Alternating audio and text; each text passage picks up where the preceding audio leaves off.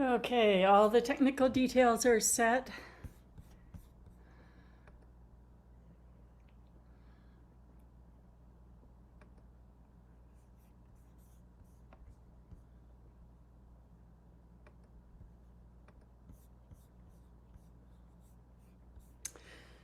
Welcome to the Sunday Dharma class. We will have opening prayers, then a Dharma talk on the mind training system, and then discussion or meditation. Yes, and I see that Sheila made it in, and yes, of course I recognized you, a fellow Gampo Abbey Sangha member from years and years ago. So I'm putting up our prayer book. All sentient beings, especially those enemies who hate me, obstructors who harm me, and those who create obstacles on my path to liberation and all-knowingness, may they have happiness and be separated from suffering.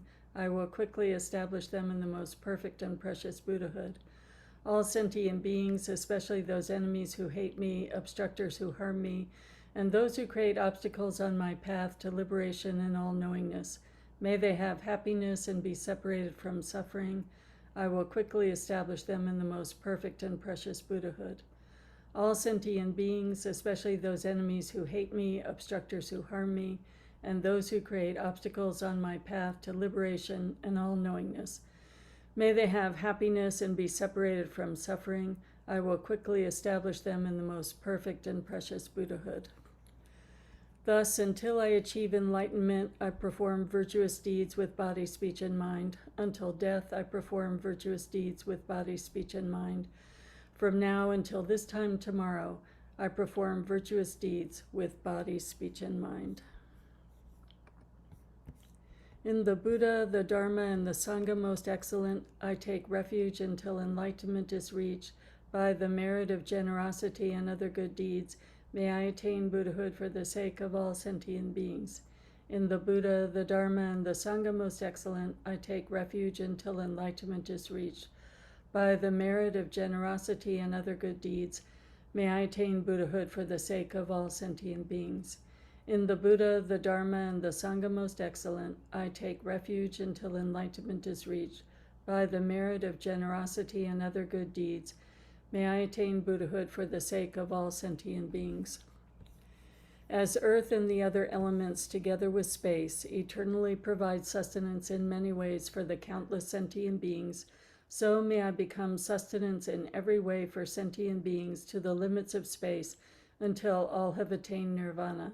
As the Sugatas of old gave birth to the bodhicitta and progressively established themselves in the training of a bodhisattva, so I too, for the benefit of beings, shall give birth to that bodhicitta and progressively train myself in that discipline.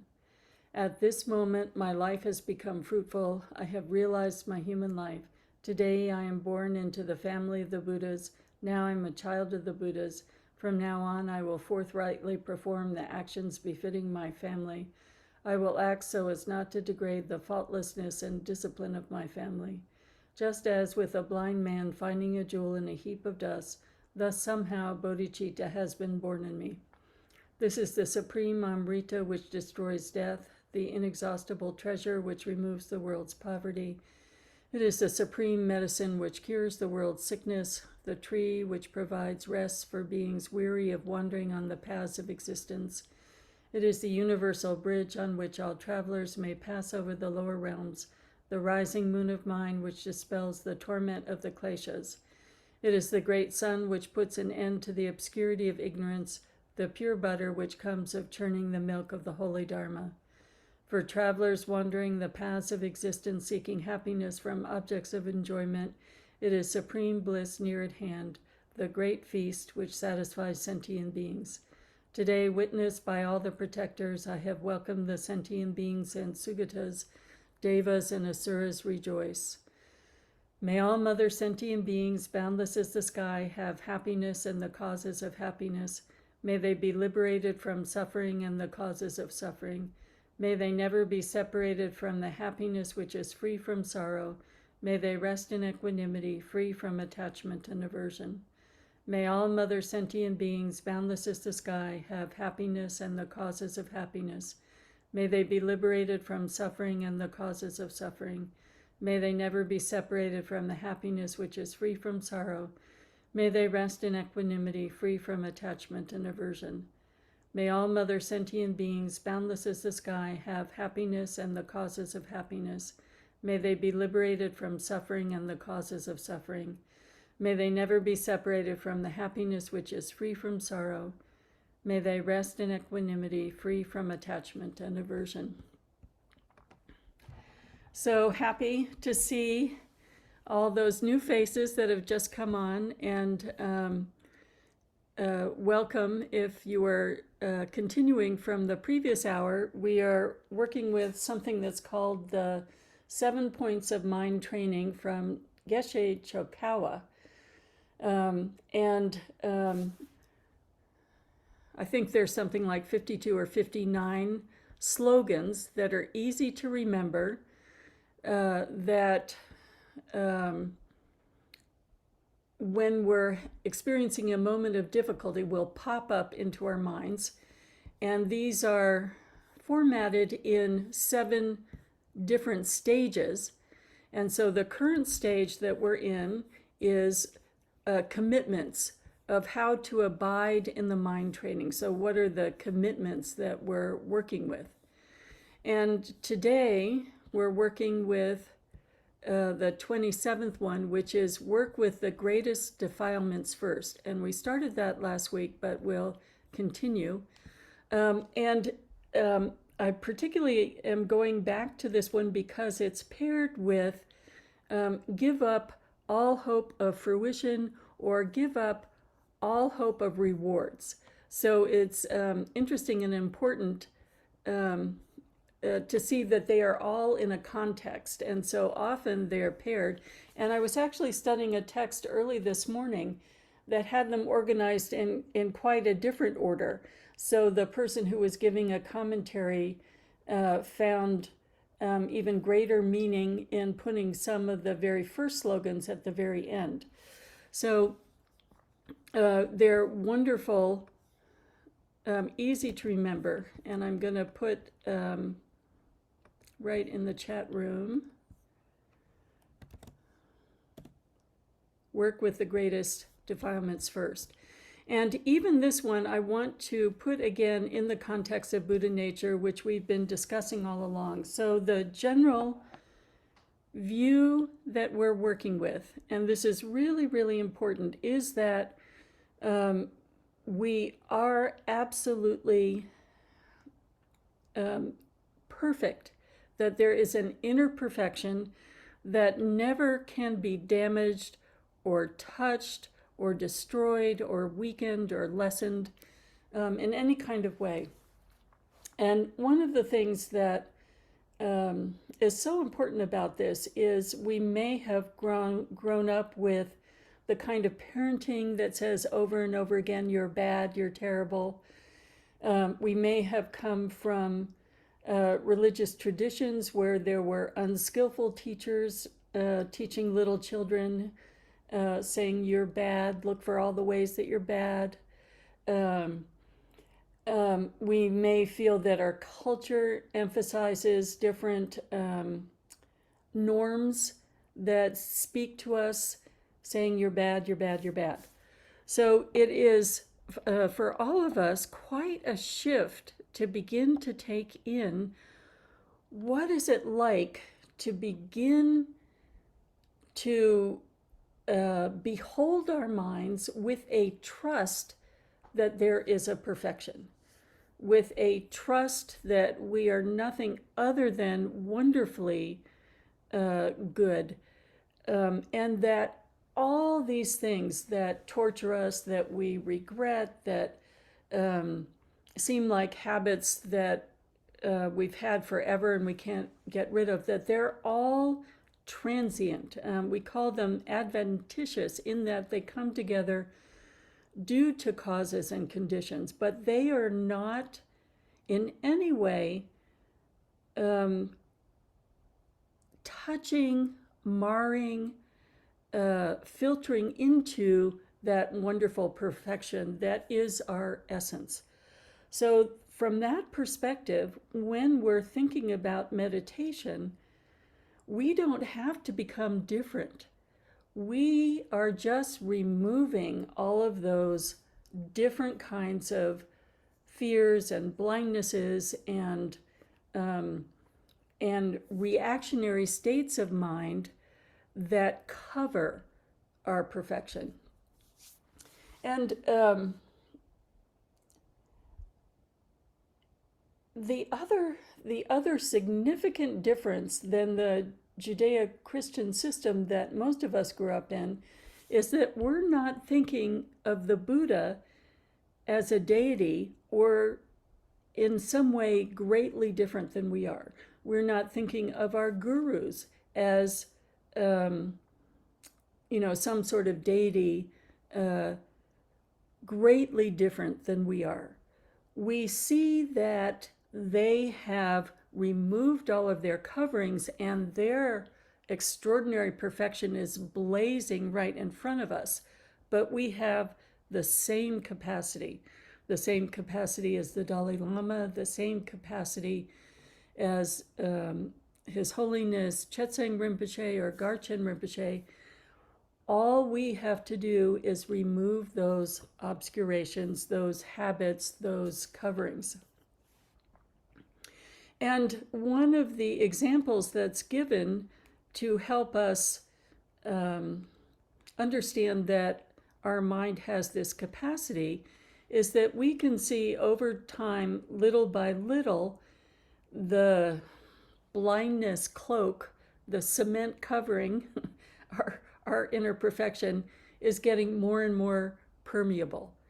And we are able to begin to trust, or certainly to see, that our basic goodness is something that is responding, that we connect to, that quality of the heart that Carol was talking about in the previous hour that is radiating out as well as radiating in terms of that flavor, that essence of loving kindness and compassion.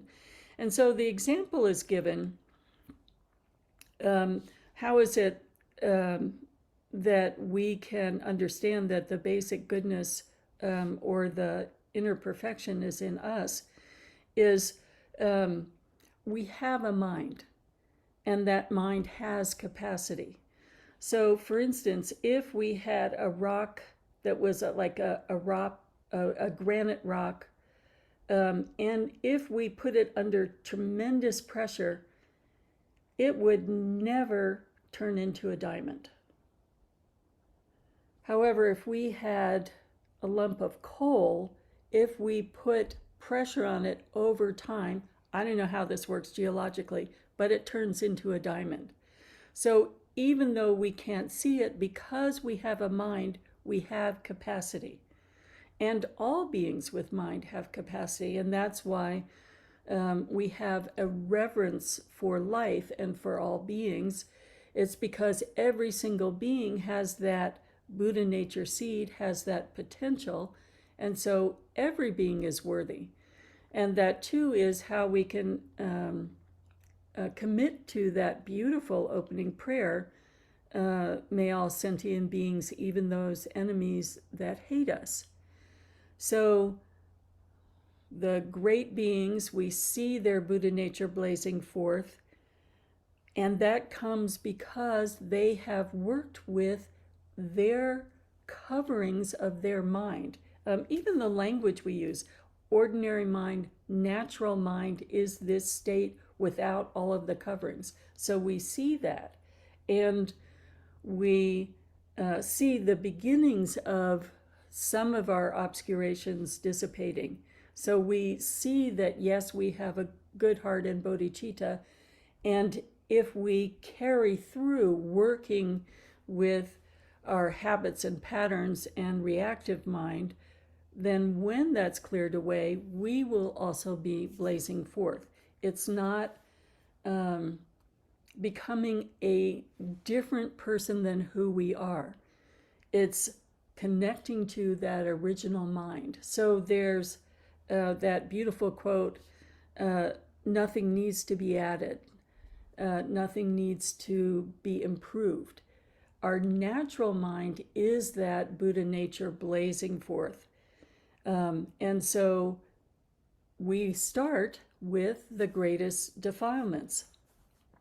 And, I'm speaking from Maine. I know some people are in very hot places. And even in Maine, it's hot today. But I was thinking about the greatest defilements first. I mean, we can say that our habitual patterns, some of them are so strong that we don't even see them. We mistake them for our nature. And if we can't see the greatest habitual patterns, then of course we're not able to see the subtle habitual patterns in the beginning. So it's like if I have on a winter coat and hat and gloves, I'm not going to be able to, discreetly remove, some little piece of undergarment. I have to take the coat off, the hat off, the gloves off first. So it's very practical. And then from the perspective of the mind training and how are we interacting with others, what is probably hurting other people the most is what we would say the most coarse habitual pattern, or the most coarse of our closely held. It can be divided into three: anger, desire, or ignorance. And when we look to some of the great masters, then when they're talking about their personal practice and sometimes self-disclosing, and it seems so almost humorous, it's because they are working on the much more subtle layers. And in this case, I'm thinking of the great Chinese master Shen Yen. And he was saying that he noticed, the way he was working with desire at the moment, what he noticed was that when he got out of the shower and put on clean clothes, there was this leap of desire, this sense of, oh, I really want to feel fresh and have these fresh clothes on. So that's subtle, but most of us are working on the larger things.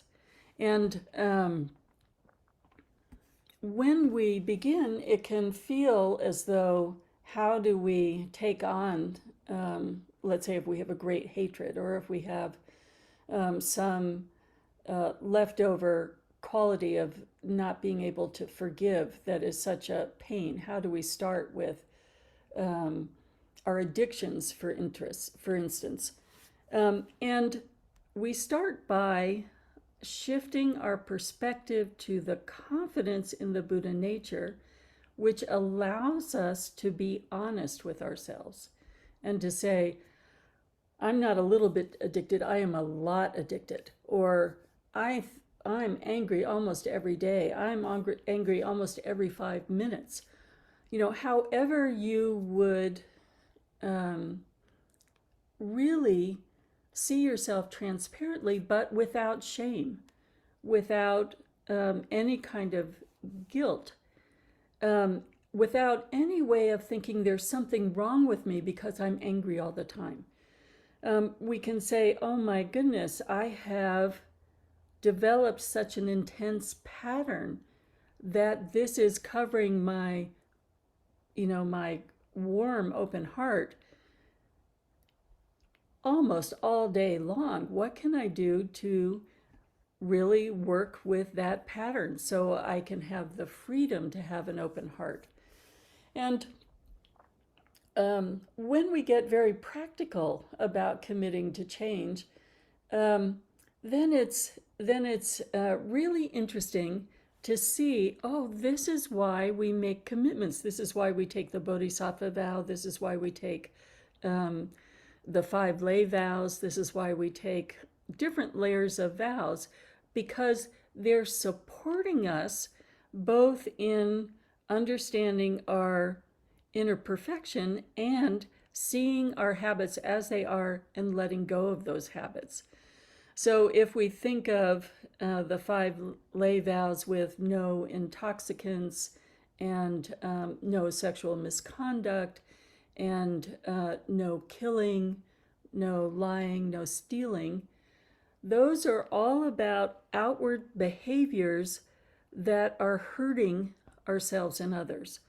So, okay, let's start with the biggest ways we hurt others first.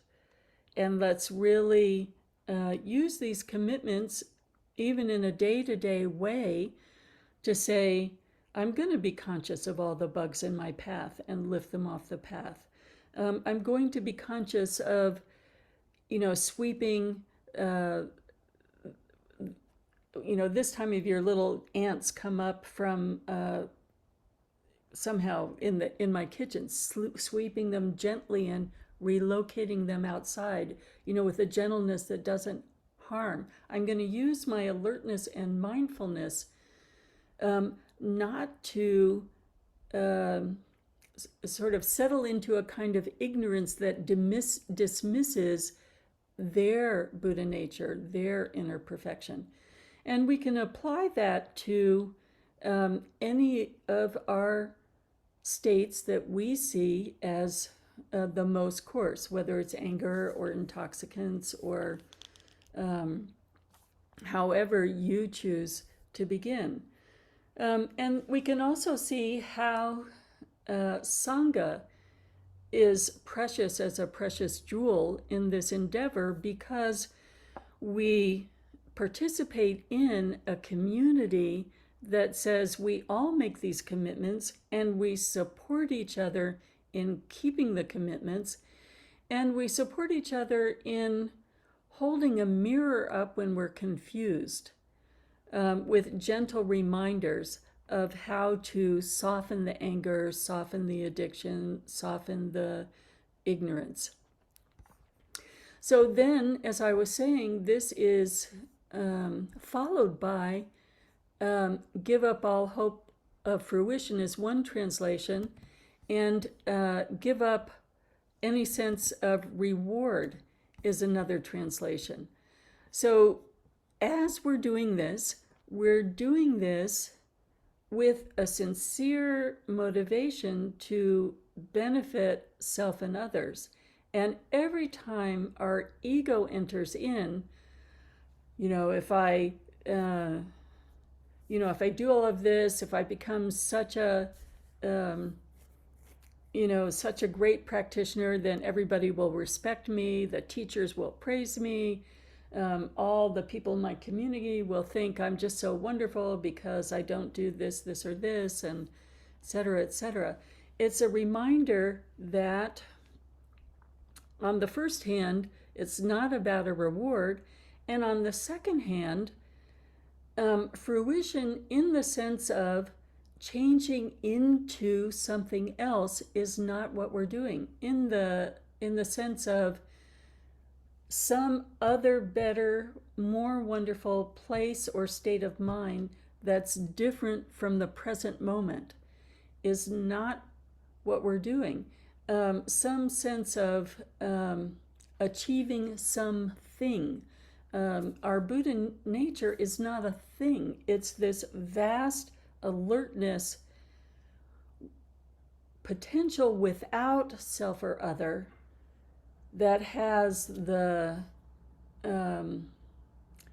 flavor of loving kindness, but it's not a person we can hold on to. It is this vast mental state, vast awareness, vast realization, not anything at all that we can cling to, not anything at all that we can say is a self in the same way that we perceive ourself or our ego perceives ourself just now.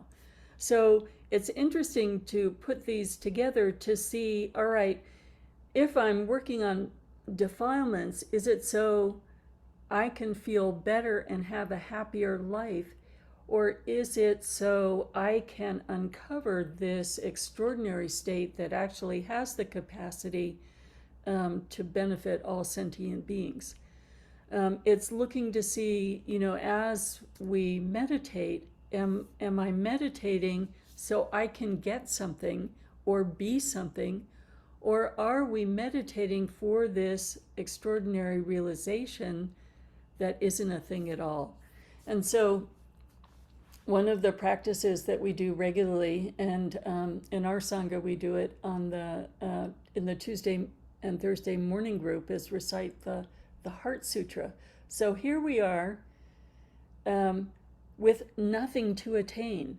We're clearing away stuff, but not to get something. There's nothing to attain. There is a realization that goes beyond this dualistic kind of thinking and existing in a continuous cycle of thinking I have to find benefit for me and protect myself from others. So beyond that self and other is this vast, alert, creative potential. So we can see that there are some days when we sit down to meditation that in the back of our minds is, well, I'm doing this so I can feel good. I'm doing this so I can always feel good. I want to be essentially in samsara and out of samsara at the same time. I want my life as it is, but everything going well. And if I fix me, then it will. That's not what we're doing. We have this extraordinary potential within, and we're just clearing everything out of the way. And at the most subtle level, what we're clearing out of the way is this view of I that defines and narrates and limits. So I'm going to read a verse from the Heart Sutra that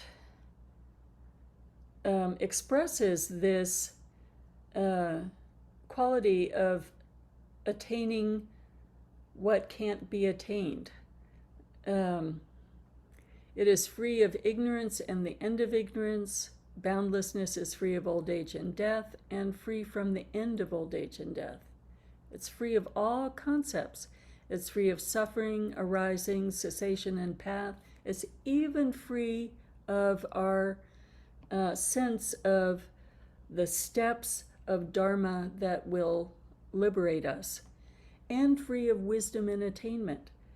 So it's free of anything we can think of with our dualistic mind. It's free of any quality of good and bad, any concept of sin and purity, all those dualistic frameworks that limit our thinking. It is vast and beyond all of that quality that sets up self and other, good and bad, perfect and imperfect. So the takeaway is down to earth. Start with the most difficult, harmful habits and behaviors first. And as we're doing that, notice when a sense of I need to get a reward for this arises, I want to be respected arises. See how often our Dharma meditation sessions start to be cluttered by the ego wanting to be satisfied in meditation, as opposed to clearing everything, including the ego, out of the way. And that's why the Zen master Shen Yen can say, my mindfulness, he didn't say my mindfulness is so acute, but I'm saying his mindfulness was so acute. He noticed every time desire arose and mixed with any physical sensation whatsoever. And he could subtly dismantle. It doesn't mean that there wasn't an overall appreciation and rejoicing in the present moment. It means there's less and less ego that wants to hold on and keep it and fix it so that it never changes. So that's what we're working with in these two slogans. So I'm going to invite you to sit with this for a moment and just reflect. How is it for you to trust that there is a perfection inside? And how often do you set up a mental narrative that you're less than, that there's something wrong with you, there's something bad? So that's one reflection. And another reflection might be, where's your starting point today? If there was one habit, where would you take a small piece of that habit to work with and make a commitment of, even for the first hour after we rise up out of this session, could you commit to having a mindfulness of some course pattern that you see is limiting you? Okay, let's sit with this.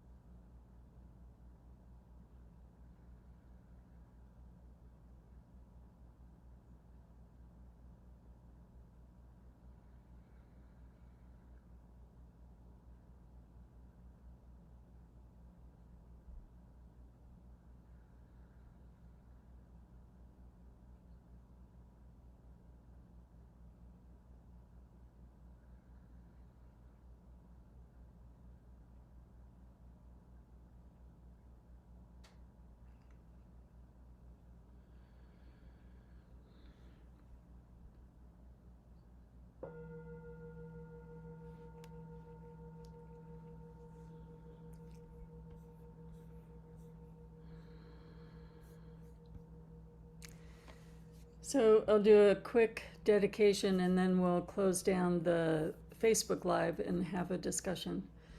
Bodhicitta, excellent and precious mind, where it is unborn, may it arise. Where it is born, may it not decline, but ever increase higher and higher.